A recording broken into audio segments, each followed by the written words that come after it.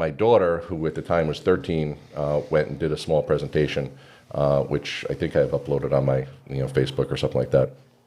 But so she was presenting, just picture a 13-year-old girl presenting in front of about 120 dudes at Beaver Meadow Country Club in the clubhouse. And she's reading she had a speech, prepared, and she's reading it. So she has a Braille reader, which just regenerates Braille underneath, so you don't have to keep moving your hand. So it just like it's a okay. so it's pretty cool. So halfway through her speech, it cut out. So right.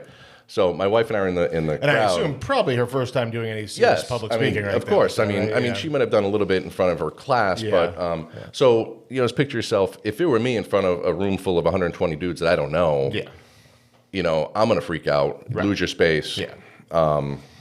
But she stayed cool, calm, and collected. Got the thing reset, and it was probably a good 30 seconds. Which, as you know, if you ever did public speaking, 30 seconds seems like 5 minutes. Right? Oh yeah. So my wife and I, my wife grabbed my hand, looked at me like, should we go help? And we were like, let's let her see what she does.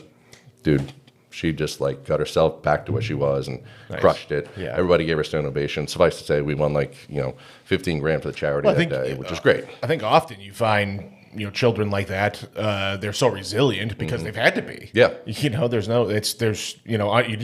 want to wish that on anybody, but it's given her strength in a bunch of other ways, I'm sure. Yeah. Having to go through that. I remember you and I were doing, we did a first time home buyer event together, and we were hanging out after at the bar at the bonfire, and we were talking with the at the time title guy, but who's now a mortgage guy, who has an autistic son, and me as a young father, and both of you have much older children. You're further along in that journey, but I have, I don't know what you say, a typical daughter who's very easy. And I look at you guys and I go, I don't know if I could do it, because even my daughter, who has no unique challenges, who's by all accounts I couldn't ask for more. I don't know how she came from my genetics, But you had said, I had said to you, I just don't know how I could do it. And I'll let you gave a response for that I thought was,